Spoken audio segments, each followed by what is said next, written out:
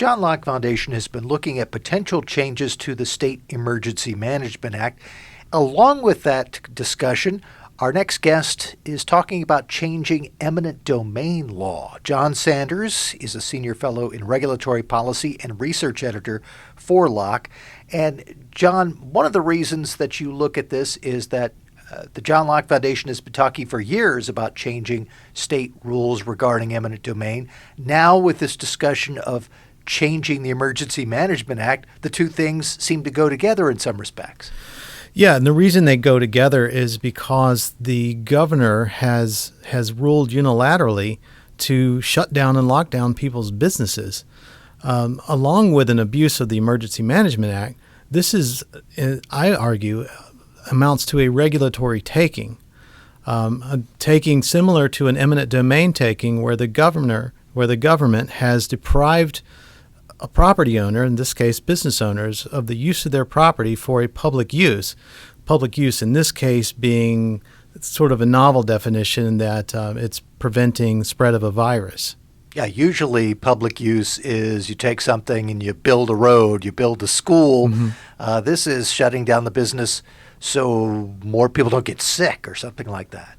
Right. And in fact, in the governor's last executive order, when he's talking about the reason why we are keeping private bars closed is because people tend to do activities in bars that cause them to respirate more quickly, which is, it's one of those things. I'm not sure what he means. Yeah, it's very interesting. But your argument on the public policy front is this is for the owners of those bars or other businesses basically the same as a taking for another public use or public purpose. And so these folks ought to be compensated. Yes, that's a standard in not only in the general statutes, but also in the Constitution of the United States. If you are taking property for public use, then there should be just compensation. One of the things that you write in a piece about this is that type of reform might help ward off the dangerous misuse of the law that we're witnessing. How do you think that might be helpful? Well, if the governor has to consider the fact that not only am I taking and preventing someone from engaging in commerce on his property as he's expecting to, but then I have to provide compensation to him, maybe I might rethink this whole science and data and pay more attention to the science and data of lockdowns. Yeah, because there would actually be a price tag for doing this. You couldn't just say, well, you got to shut down. You'd have to say, well, if we think it's so important that we're going to shut you down, the government's also going to pay for it.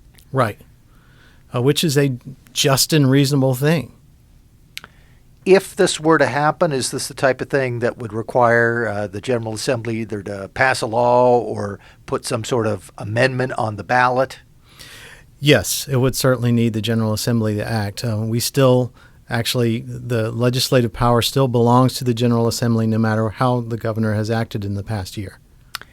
If the General Assembly acts and we see a change in the eminent domain law, what positive advantage do you see moving forward? Is this going to make future governors perhaps less likely to try to rely on something like a big lockdown? I would certainly hope so. I certainly believe so. And I think that the example of 2020 into 2021 might also stand as a giant warning sign to future governors. Don't do this. It's a bad idea. Well, as this process moves forward, we know that one person who's going to be watching very closely is John Sanders. He is Senior Fellow in Regulatory Policy and Research Editor for the John Locke Foundation. Thanks, John. Thanks, Mitch.